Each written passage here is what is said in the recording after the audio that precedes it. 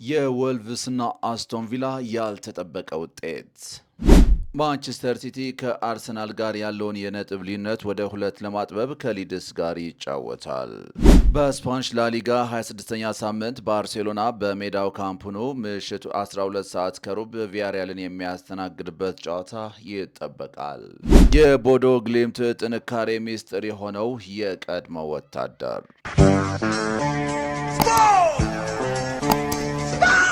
በ28ኛ ሳምንት መርሃ ግብሩ ወልቭስን የገጠመው አስቶን ቪላ 2-0 ተሸንፏል።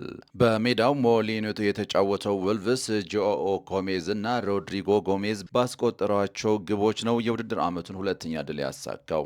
ወልቭስ ድሉ ከመጥፎ ታሪክ አርቆታል። በአጠቃላይ 13 ነጥብ የሰበሰበው ወልቭስ በሊጉ ታሪክ ዝቅተኛ ነጥብ ይዞ ያጠናቀቀ ከመባልም ተርፏል። በ2008 ደርቢ ካውንቲ 11 ነጥብ ይዞ የጨረሰበት አሁንም የሊጉ ነጥብ ሆኖ ይቀጥላል።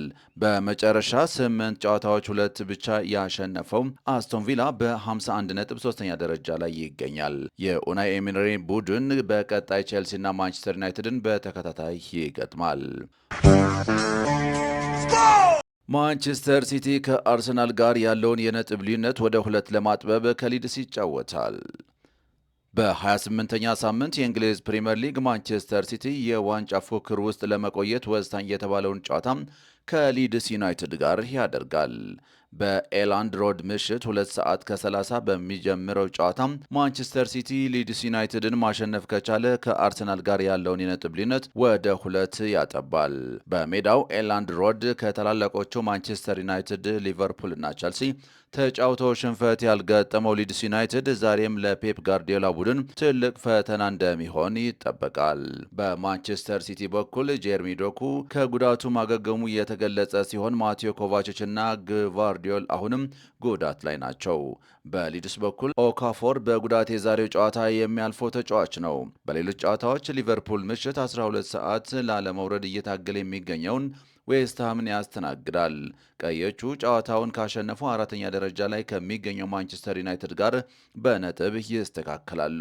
ኒውካስትል ዩናይትድ ከኤቨርተን፣ በርንማውዝ ከሰንደርላንድ፣ በርንሌይ ከብሬንትፎርድ ሌሎችም የዛሬ መርሃ ግብሮች ናቸው። ስፓኒሽ ላሊጋ ባርሴሎና በስፓኒሽ ላሊጋ 26ኛ ሳምንት ባርሴሎና በሜዳው ካምፕ ኑ ምሽት 12 ሰዓት ከሩብ ቪያሪያልን የሚያስተናግድበት ጨዋታ ይጠበቃል። በ61 ነጥብ ላሊጋውን እየመራ የሚገኘው ባርሴሎና ከሪያል ማድሪድ ጋር ያለውን የነጥብ ልዩነት ወደ 4 ለማስፋት ከጠንካራ ቪያሪያል ከባድ ፈተና ይጠብቀዋል። 51 ነጥቦችን በመሰብሰብ 3ኛ ደረጃ ላይ የሚገኘው ቪያሪያል ለሻምፒየንስ ሊግ ተሳትፎ ብርቱ ፍክክር እያደረገ ይገኛል። ፍራንኪ ዲዮንግ እና ጋቪ በጉዳት፣ ጄራርድ ማርቲን በቅጣት በባርሴሎና በኩል የማይሰለፉ ተጫዋቾች ናቸው። በሌሎች ጨዋታዎች ሪያል ኦቪዶ ከአትሌቲኮ ማድሪድ ምሽት 5 ሰዓት ሲጫወቱ፣ ማዮርካ ከሪያል ሶሲዳድ ምሽት 2 ሰዓት ከ30 የሚጫወት ይሆናል። ዛሬ የሚደረጉ የሌሎች ሊጎች ጨዋታዎችን ስንመለከት ማሎርካ ከሪያል ሶሲዳድ፣ ሪያል አቮይዶ ከአትሌቲኮ ማድሪድ በዛሬው ዕለት የሚጫወቱ ይሆናል። ሪያል አቮይዶ ከአትሌቲኮ 5 ሰዓት ላይ፣ ማሎርካ ከሪያል ሶሲዳድ ደግሞ 2 ሰዓት ከ30 ላይ ጨዋታቸውን ያደርጋሉ።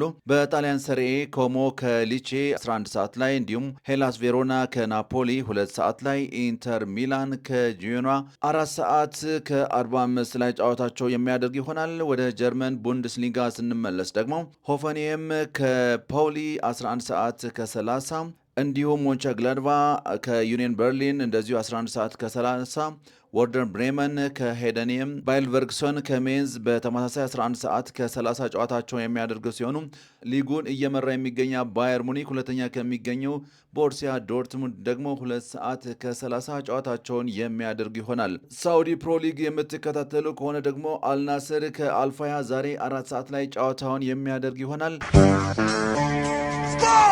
የሻምፒየንስ ሊግ የከባድ ሚዛን ፍልሚያ ሪያል ማድሪድ ከማንቸስተር ሲቲ።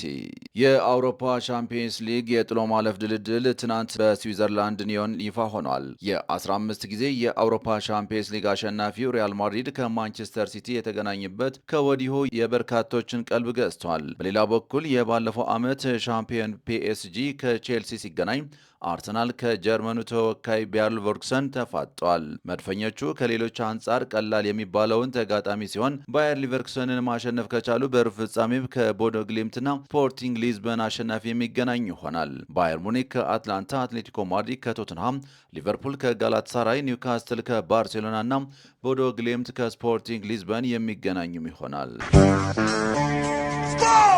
የቦዶ ግሊምት ጥንካሬ ሚስጥር የሆነው የቀድሞ ወታደር። የኖርዌይ ክለብ ቦዶ ግሊምት ተጫዋቾቹ በታላላቅ ጨዋታዎች ወቅት በጭንቀትና በጫና ምክንያት ብቃታቸው ሲቀንስ ያስተዋለው ዋና አሰልጣኙ አንድ መፍትሄ አመጣም። ይህም ጓደኛው የነበረውን የቀድሞ ወታደር የስነ ልቦና ባለሙያ ወደ ቡድኑ መቀላቀል ነበር።